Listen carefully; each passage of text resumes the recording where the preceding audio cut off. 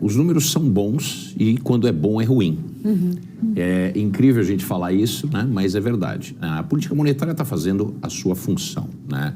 Eu não esperava um PIB acima de 5. Eu tinha expectativa que a política monetária faria o seu impacto. E está aí, de fato, menor que o mercado, mas o mercado é mais otimista quando começa a ter...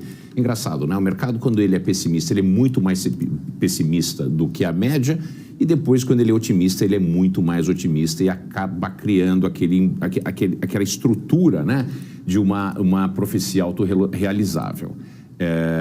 Os números são bons do ponto de vista de arrefecimento da inflação, perspectiva de um pouso suave, ainda que exista caminho para ser chegado em termos de política monetária. Por que eu digo isso? Eu ainda sou parte do campo que acredito que teremos cortes sim, mas teremos cortes a menor e teremos níveis de juros, ainda que menores, acima do que o mercado espera, tanto aqui como no Brasil, tanto aqui como nos Estados Unidos. E eu digo isso por uma razão. A condição fiscal dos Estados Unidos é muito ruim, tem deteriorado rapidamente. É uma problemática que eles vão ter que lidar, esse crescimento avassalador da dívida, 120%, né? Nós tivemos um crescimento de $1 trilhão em uma rapidez gigantesca, e isso tem que ser pago de alguma maneira. E a maneira de pagar, ainda que você tenha a capacidade de imprimir o dólar, né, tem muito a ver com a credibilidade que você tem no mercado internacional. E essa credibilidade, ela vai advir de duas coisas: o fato dos Estados Unidos ser um bom pagador e também de taxas de juros médios mais elevados. Então, aquele mundo de taxa de juro negativo que a gente experimentou desde 2008, final da crise financeira, que tivemos algumas oscilações para baixo, para cima, mas com taxas de juro muito baixas e de taxa de juro negativo no mundo inteiro, isso acabou, isso vai ser um ponto histórico, e eu acredito que não teremos mais isso, pelo menos no nosso período de vida, né?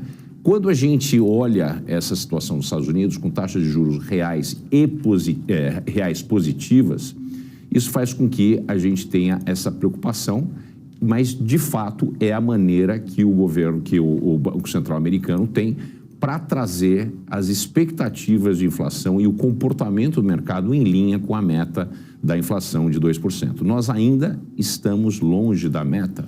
Essa última milha, ela é uma milha mais difícil de ser caminhada, ela é mais dura, e existem disfunções, existem processos disfuncionais, principalmente no mercado de moradia, que impacta de maneira pesada, né, a inflação americana e impacta a vida das pessoas. Portanto, ainda tem um caminho a ser percorrido. É positivo o que aconteceu.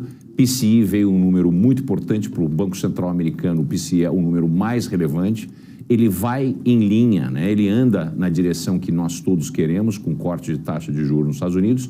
Acredito que haverá, mas, de novo, volto a frisar, teremos cortes, sim, mas em nível de equilíbrio maiores e por mais tempo do que nós gostaríamos. Então, isso pode ser um pouquinho de água no chope.